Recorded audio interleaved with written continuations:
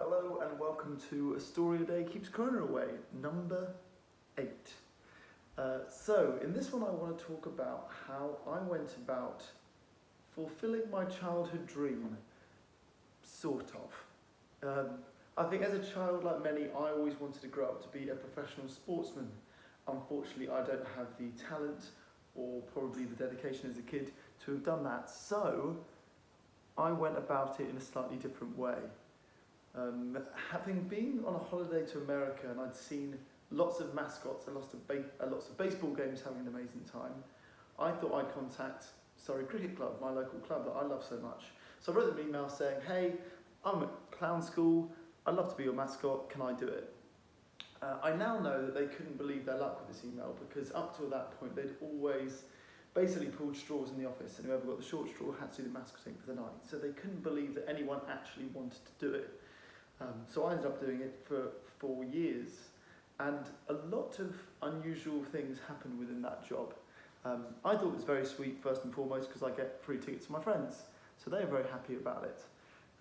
You also find yourself in a lot of weird situations. I had to do a lot of autographs as Caesar the Lion, which is weird, right? I was a huge lion, I had massive gloves, it's very hard to hold a pen. But I was told my signature, which was Caesar in capitals. I had 3 lines underneath it, like a sort of claw mark. That's my signature. So if you've got any Caesar signed stuff and it's got 3 claw marks, it's one of my own. And yeah, autographs. You had to do a lot of photos. It felt like being famous for a little bit. A lot of photos. During those photos, you realise how much people would take advantage of mascots.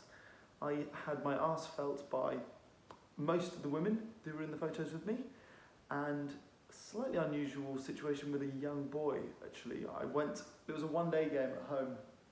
Really not many people turned up for the one-day games because they're during the week, and it was raining. And there was a school group there, it must have been 30 or 40 of them, so I thought rather than just walking around the outside, I'll make a beeline for the kids and entertain them, sit with them.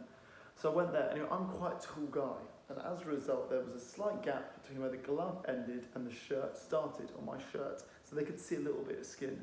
Anyway, this chirpy kid goes, "That's not a real lion, that's a man, I can see his wrist." And all his friends thought that was quite funny. He goes, "Is it a man or a woman?" He then grabs my groin and he goes, "It's a man," which I guess was very funny, really. But the next week it was a girl in the costume because I couldn't do it, and I was saying, that is not okay, that is really not all right. So fortunately it happened to me. Fortunately, I got felt up by a child, not that fortunate. But yeah, I also managed to do a marathon wearing that Caesar the Lion costume, the Moonwalk Marathon it's called, so it's an overnight one to raise money to awareness of breast cancer. That was the hardest thing I think I've ever done physically. Very big costume, and the roads were closed, they were open overnight, so I had to walk on the pavement, and I kept clipping bus stops. I just kept hitting bus stops because I was too tall. I must be about 8 foot in this. There's also the famous mascot race, which happens on 2020 Finals Day every year, so I did that 3 years. 1 year my costume got delivered to the players' change room, not the mascot change room, so I couldn't do it. I had to watch, which was bitter. And I think I came last or within the last 3 every time for that. But I guess the most surreal one was that when Surrey played Middlesex at Lord's 2020 game, it sold out, right? So I am, as a child, I'd be called to be a professional footballer, professional cricketer. I am walking through the long room at Lord's, down into a packed out stadium. I'm in the square with Owen Morgan and who was captaining Surrey that night, I'm not sure. Who would have been captaining it then? Years ago. Anyway, for the coin toss, sold out, and they said, right, what we want to do is you are going to do a race at half time, get the atmosphere going, keep everyone happy. So the other guy, I was racing against Pinky the Panther, who's the Middlesex mascot. And the guy wearing the costume that day was a guy called Moose. It's his first time in the costume, and he is a TalkSport commentator. So I said, look, you're the home team. This is a little insight into the match fixing that goes on. You can't gamble on it, it doesn't mean anything. I said, you're the home team, it's sold out, you should win the race. So I'll be winning at half time, you make a miraculous comeback, great for the fans.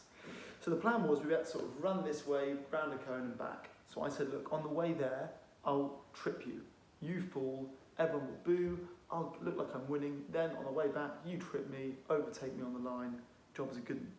Anyway, so I tripped him on the way, everyone booed, and I set off around the cone. I come back round the cone, and I see it's not easy to see because the nose is about this big. What I look through, it's about this far away. So I just that's all I can see. And I'm getting closer and closer to the finish line, and he's not catching up with me. So I slow down and I slow down. Eventually, I come to the floor and I start crawling. I'll crawl the finish, and then I hear people booing again, sort of second wave of it. And it's only in hindsight now that I know what they're actually booing the second time was Moose, which was his name, so they recognised him. And the reason they recognised him is because when I tripped him, his head fell off and his glasses fell off within that head.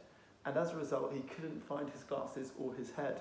And at that point, people in the front few rows began to recognise him and started screaming Moose.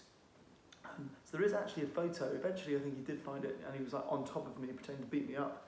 And there is a photo of him doing that. Anyway, I then bumped into him probably 2 or 3 years after this at the Talk Sport studios.